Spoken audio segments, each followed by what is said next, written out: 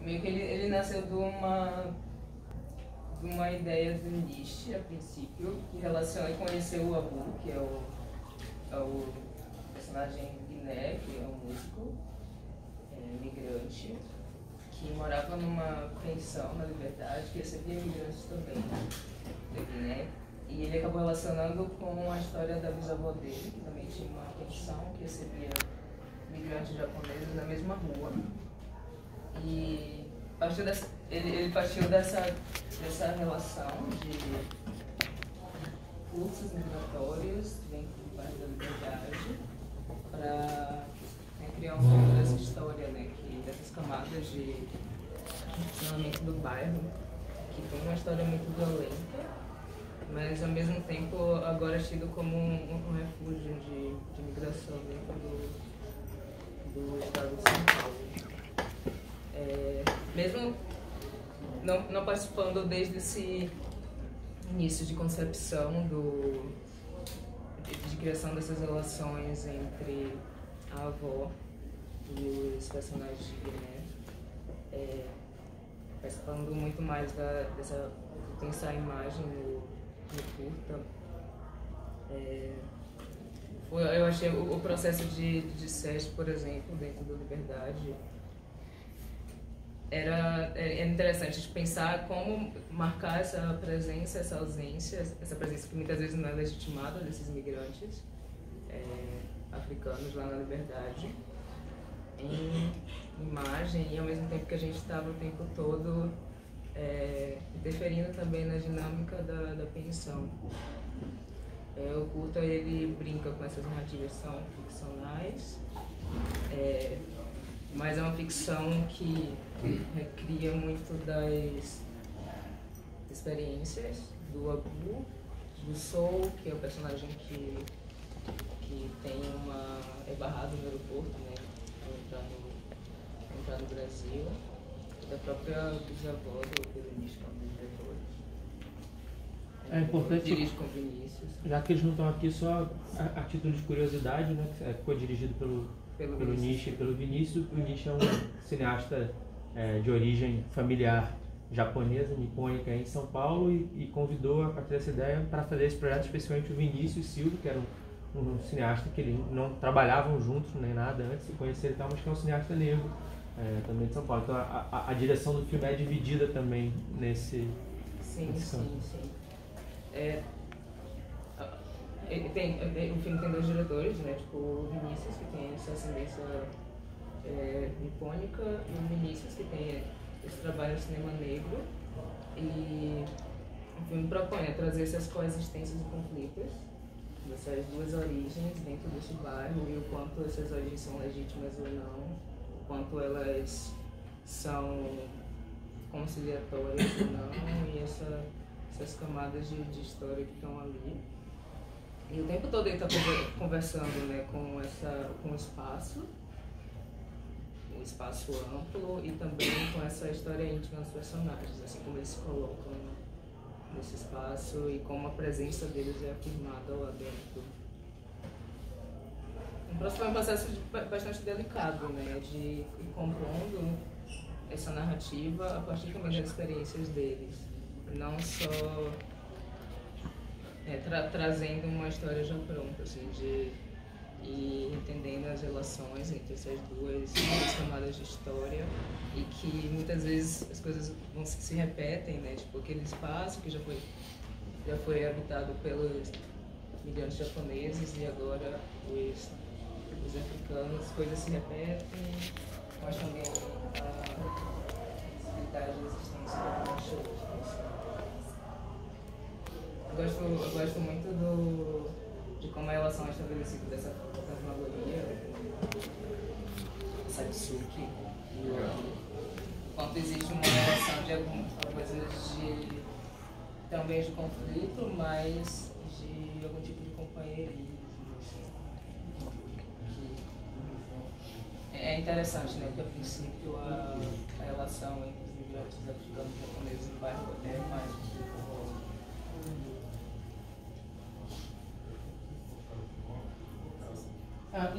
Fico com a curiosidade, né, como a tua própria participação no projeto na prática se dá mais em filmagem, né, da equipe de câmera. Fico curioso de saber o quanto aquelas duas instâncias de interação, né, que é dentro da pensão com aquele universo dos outros personagens, para além dos protagonistas, e também a coisa da praça, o quanto que tinha uma negociação constante ali para encontrar as circunstâncias para chegar a determinadas cenas, ou o quanto vocês já iam com uma determinada missão clara, entre aspas, de encontrar determinadas cenas. Então, o filme ele passou por um processo de roteirização mesmo, que foi feito a partir da convivência entre os migrantes dentro da pensão. Então, ele já tinha cenas definidas, ele é feito com uma estrutura de ficção, né? Para 7 dias na semana e tá lá vivendo dentro daquela pensão. Apesar de, vivendo dentro de uma estrutura de 7, a gente ainda, interferiam tanto na dinâmica da casa, mas as cenas já eram, determinadas a partir dessa pesquisa prévia, assim. E também esse processo de pensar a imagem, também veio junto com o roteiro, eram coisas que estavam sendo feitas paralelamente, e a gente visitou um tanto a pensão, esteve nesse lugar da praça também, uma pesquisa feita anteriormente, assim, mas na hora efetivamente de rodar o filme, isso já havia sido definido. Tanto que tem essa brincadeira com a espacialidade, com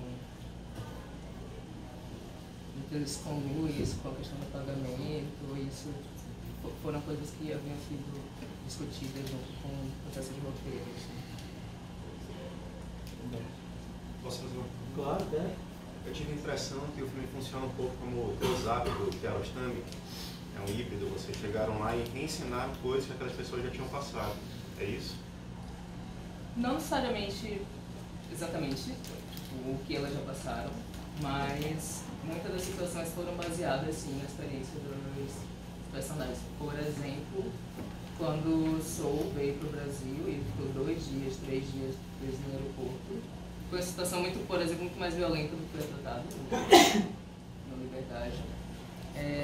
O Abu teve a ajuda de um advogado japonês para escrever a carta para liberar o Soul do aeroporto. E aí, no filme, quem tem essa função é a personagem da Satsu, que é baseada na Rua do Nishi. E tem essas relaçõezinhas que foram estabelecidas através da experiência pessoal deles. Assim. É meio que eles criando coisas que eles já viveram, assim, mas não exatamente. Tem uma referência que era tanto corrente, que a gente trouxe a Rui Costa, o documentarista português, e do Smith Sambem, que é um cineasta senegalês, que trazem também essas temáticas. O Akshotipon também seria uma referência? Especialmente na cena final?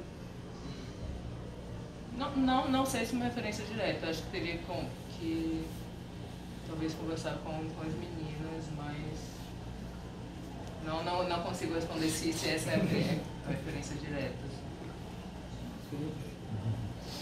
Mike. Mas é porque o Nishi tem um trabalho também que é muito baseado em fantasmagoria. E ele tem curtas que trabalham isso, e a fantasmagoria está presente na Liberdade. Então, acredito que também da pesquisa dele, dos trabalhos dele anteriores, também está presente. Não exatamente naquele plano e tal, mas nessa configuração do trabalho dele também. Obrigado, Vitória. Mike? Boa tarde, olá. Meu filme é o Brooklyn, passou anteontem. É uma segunda curta,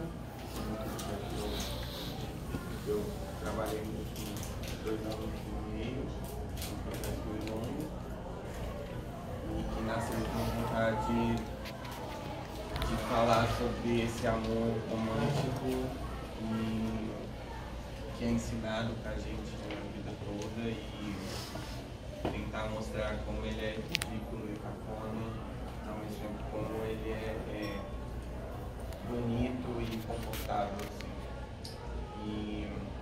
E aí, partindo disso, eu achei que era uma oportunidade de falar um pouco sobre alguns desejos meus adolescentes, assim, como um menino que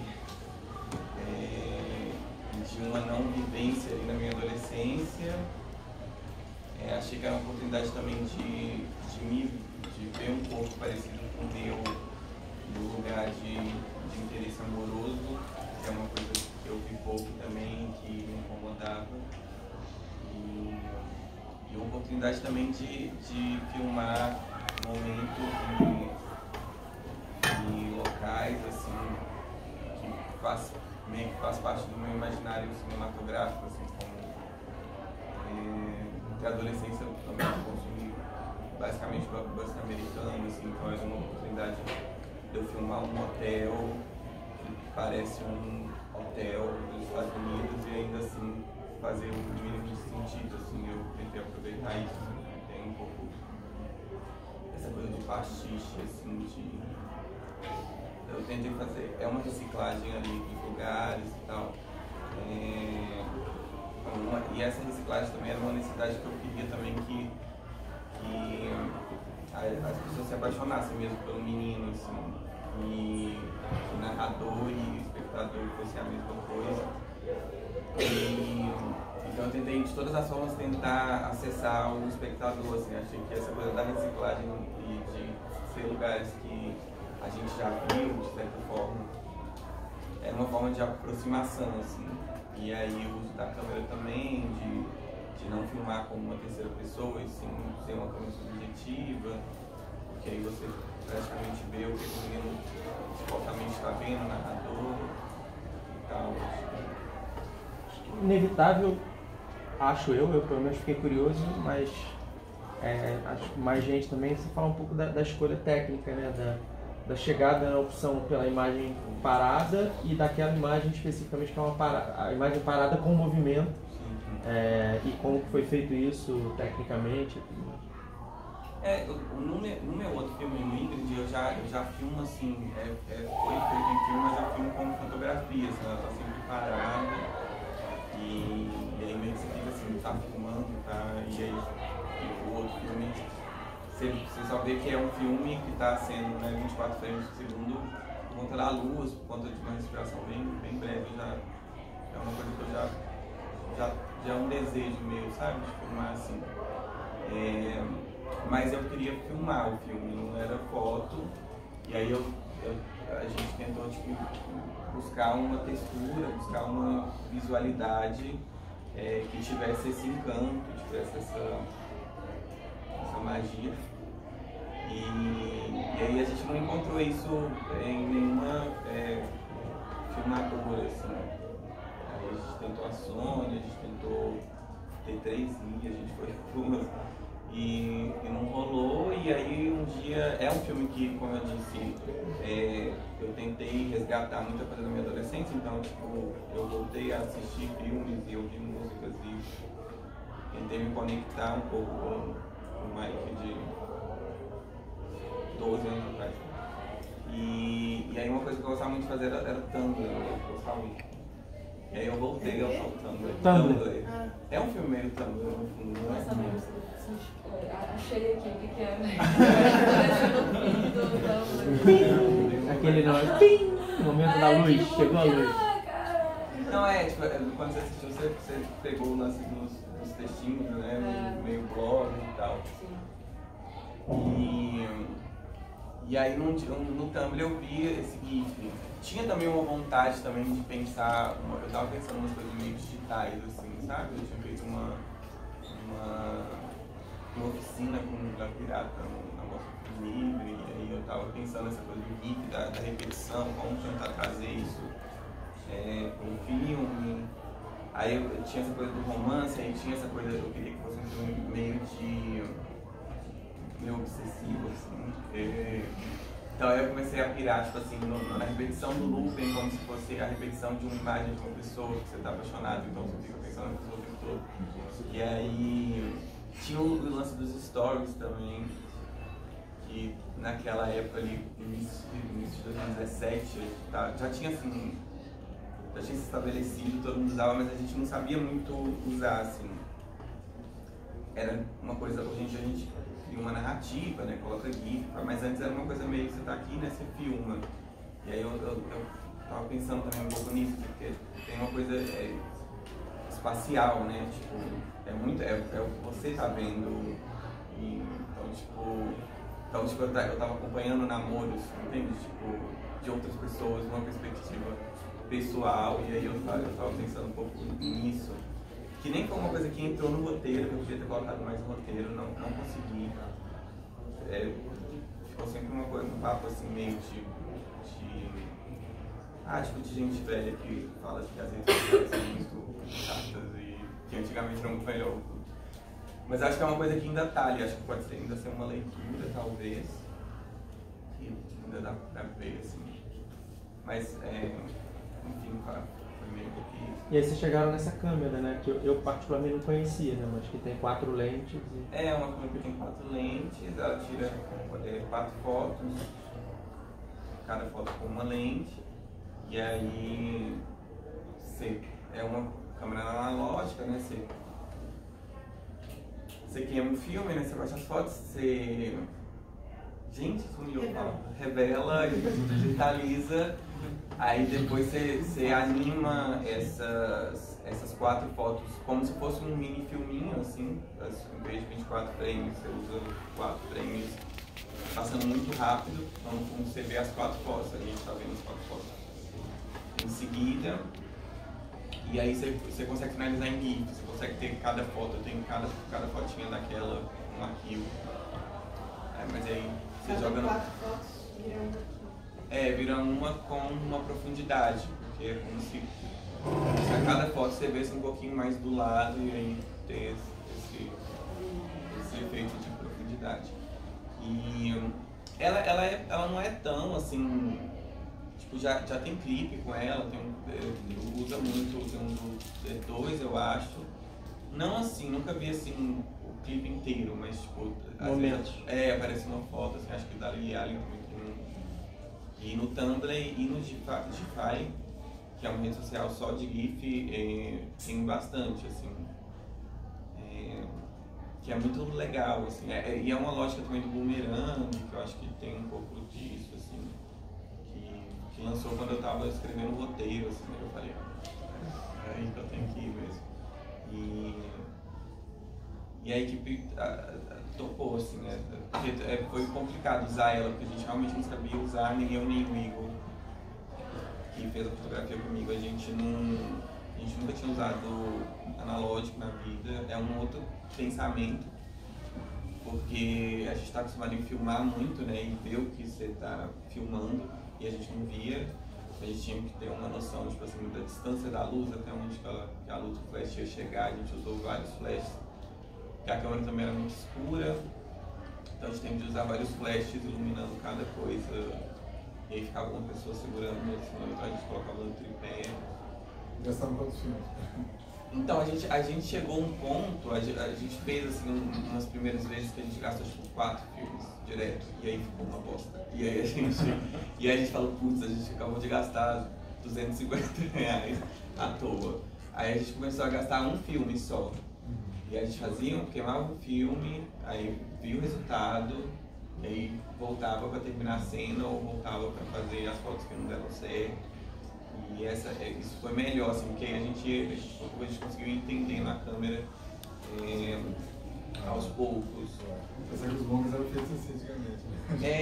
Eu falo que tipo assim, a gente fez um filme em película e um filme em 3D, só que com o nosso jeitinho. Então, só uma dúvida, a câmera, ela tira as 4 fotos juntas ou na sequência?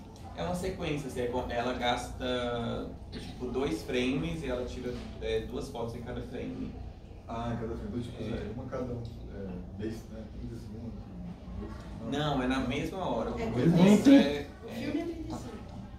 O filme é 35 mm. E aí usa metade pra cada. Aí a gente procurou, a gente encontrou uma loja muito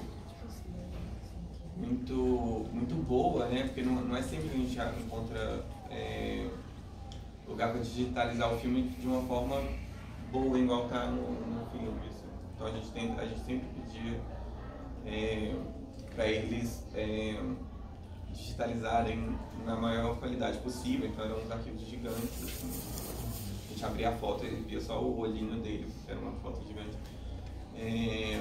A gente teve sorte, eu acho, também de lá em BH tinha 2 lojas que faziam um trabalho muito bom, que eu descobri depois que não é uma coisa muito comum. Vem muita sujeira. O que mais? Onde que foi, amigo? Foi... Você fala, o peso em foto, aí chegou uma hora que eles meio que cansaram. Cansaram de vocês? Eles disseram que estava dando muito trabalho e tal. Sério? Eles falavam que sempre bugava o digitalizador, porque o scanner, né? Porque o scanner parece que você joga o rolo e aí ele vai, só que aí como eram 2 fotos, aí bugava assim. Mas aí tem a casa do fotógrafo ali na Santos Dumont, aí eles são super gentis. E aí acabou que a grande maioria do filme foi lá. Eles deram uma... Cansaram de vocês. Cansaram, né, gente? Assim, Fica o aviso para os próximos trens BH que forem lá pedir o apoio, que eles estão cansados do pessoal de cinema. Ficam em forma. Comecem a conversar assim. Eu perdi o patrocínio da Presidente agora. Não, ninguém gravou, só o Filipe, mas ele vai tirar ali. Otto, acho que é legal, em suma, a gente tem sempre, como sempre nas mostras de curtas, tem muita gente saindo da universidade, muita gente fazendo o primeiro filme, e pouca gente que faz filme desde os anos 80 e que já fez longas e que já fez, e aí queria que você falasse um pouco nesse momento mesmo, a partir dessa perspectiva de alguém que tem uma trajetória que já cruzou muitos momentos do cinema brasileiro, inclusive momentos em que ele já não existiu, né, recente, 20 anos. E aí nesse momento, para você fazer esse filme especialmente, que é uma ressurreição, mas também um pouco como é que você está vendo isso daí, esse momento e teu pessoal, mas em geral. Então, eu sou de Porto Alegre, né? Trabalho já há 42 anos mesmo assim, no cinema. Mas esse filme é um filme amoroso, assim, eu fiz só por causa da Abdala. Por amor à Abdala, na verdade. Não, mentira, não foi por... Mas eu amo a Abdala, mas não foi por isso, não. O filme foi feito porque esse roteiro estava lá na minha mão, assim, desde os anos 70, que é um menino chamado Rodrigo Guimarães, que na época tinha 18 anos, e ele, assim como eu também, enveredou pro lado do crime, foi fazer comercial, publicidade. E eu também. Só que meu interesse era fazer filmes de ficção. O Rodrigo seguiu até hoje, ele tem uma produtora grande, Porto Alegre, chamada Dr. Smith. Tá? E ele queria ter um CPB para poder, que a Dr. Smith entrasse para poder participar dos editais. Então eu brinco com ele, porque ele fez o primeiro curta, e acabou, vai mudar todos os editais, agora vai haver nós estamos num vértice assim que me lembra um pouco o Collor lá nos anos 90. Mas a ressurreição, a história, quando teve o golpe agora em 2016, eu passei a me preocupar. Eu sou muito preguiçoso, né, mas eu me assustei porque eu vivi uma época onde tu tinha que, mesmo os comerciais, tinha que colocar eles para um comitê de censura. Um comercial de propaganda do armazém da esquina tinha que passar por essa censura, né? Uma coisa incrível. E quando teve o golpe eu disse, vai acontecer tudo de novo, não é possível. Tive que me mexer. Mesmo odiando o partido político, eu me filiei ao PT quando o Lula foi levado, arrestado, preso daquele jeito. Me filiei, que é uma coisa que eu nunca pensei na minha vida, aos 60 anos, me filiar a um partido político, né? E me imolei em praça pública. E passei nas periferias, tem umas ocupações, e eu vi que a igreja evangélica, a igreja está tomando conta da periferia. Há um conflito, na verdade, lá em Porto Alegre, na Vila Cruzeiro, que é uma super periferia. O cara que me chamou lá é um advogado, que mora Ele mora na favela, ele se formou por causa do Lula, com os programas do Lula. Então há esse conflito grande nesse momento. E o roteiro do Rodrigo é uma brincadeira em cima de Jesus, né? Na verdade, Jesus é usado como ficou muito claro para mim que se Jesus viesse à Terra de novo, agora ele seria morto de novo por nós. Muito claro isso. Então é uma grande hipocrisia usar Jesus como estão usando. Me pareceu, tirei o roteiro da gaveta, lá no roteiro de 40 anos atrás. Eu acho ele atemporal. Essa coisa de se usar, né? Enfim. Foram vários motivos. O fato também de estar já consolidado, né? O primeiro longa a gente fez quando o Collor acabou com o cinema, em 92, Rockwood, são os cowboys gays, né? Porque uma outra coisa interessante que eu posso afirmar para vocês é que quando acontece uma coisa horrorosa, assim como está acontecendo no Brasil agora, um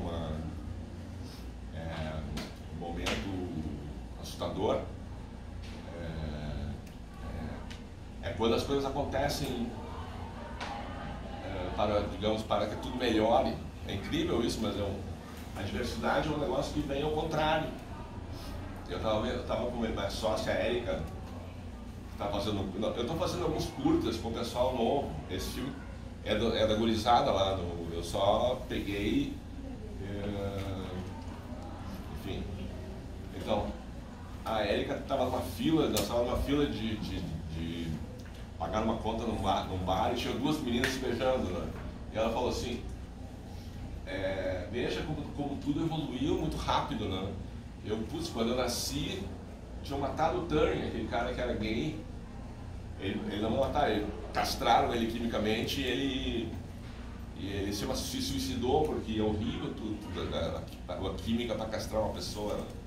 Então, muito rápido mudou. E a Érica falou, esse avanço, essa evolução rápida tem um recuo. E esse recuo está acontecendo agora. Só que não tem volta. A gente não é o Irã, não tem como a gente recuar agora às cavernas, né, à época medieval. Eu adorei vir ao festival, eu fui em 2 festivais de curta, há muitos anos que eu não participava de festival de curtas. Fiquei extremamente gratificado aqui com o filme do Emerson, né, que o cara fez do 31, ele não está aqui, né? Aquele dos dois? Qual? Do Emerson é do 31 de março. Sim. Da tortura. Curta de animação. Está com o filho do monstrinho. Gravação. Ele vai a filha do monstrinho. O Emerson dirigiu um dos curtas de Goiás, que está na Mostra Goiás e na Mostra de Animação, chamado 31 de março de 1964. Fiquei muito impactado então, nesse momento, sim, como todo mundo aqui, eu acho, a gente está bem apreensivo em relação ao que vai acontecer. A maneira como a Ancine está sendo, a maneira de não agir, né, saiu a penúltima presidente que saiu, que ela venceu o prazo da Ivanova, então não está sendo indicado ninguém no lugar dela, então o que vai acontecer? Sem diretores, a Ancine para. Que é uma maneira de não agir, agir nesse caso, né? Então a gente vai estar com... eu faço comercial eventualmente, trabalho com... já faço coprodução com fora do Brasil também. Existem vários caminhos, sobretudo essas janelas novas de internet, assim, eu acho que a demanda de cinema é imensa, cada vez maior. Só que tem que ter, sobretudo, produtores, são importantíssimos, descobri isso depois de 20 anos sofrendo. O produtor é a coisa mais importante no filme, um produtor que cuide de viabilizar o filme.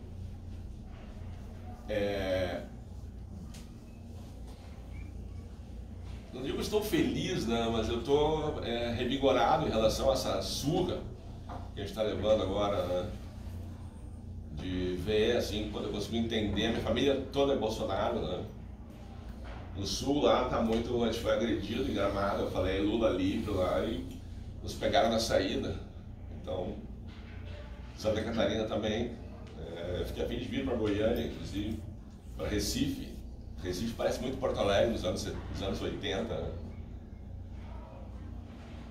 Eu acho que essa violência toda agora vai ser, depois que passar, vai ser bom para todo mundo vai crescer bastante, Eu nunca pensei em passar por isso de novo, assim, eu tô incrível, inacreditável.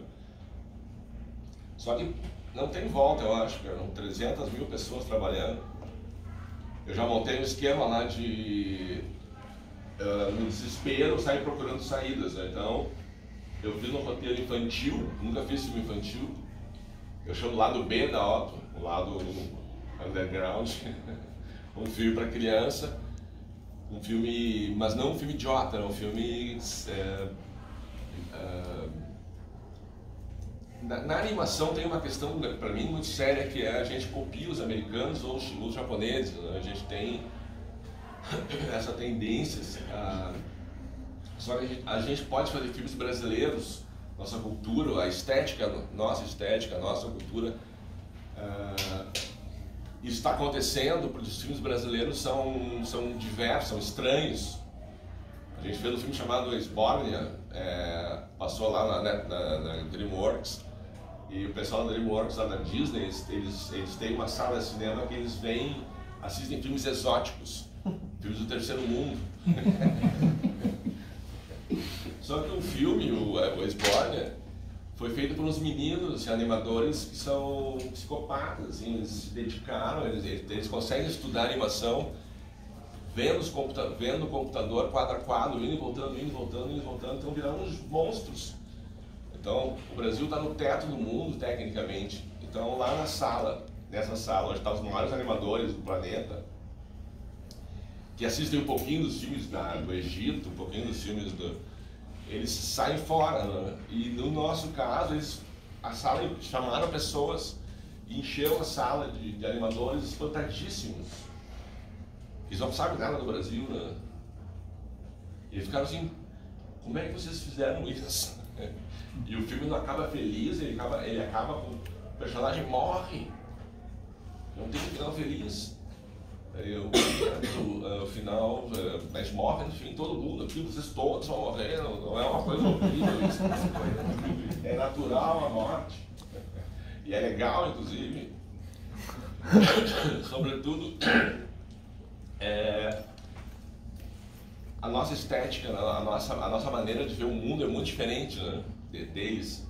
Então, se a gente conseguir fazer a animação ter uma cara brasileira, é a única chance de existir uma indústria brasileira de animação.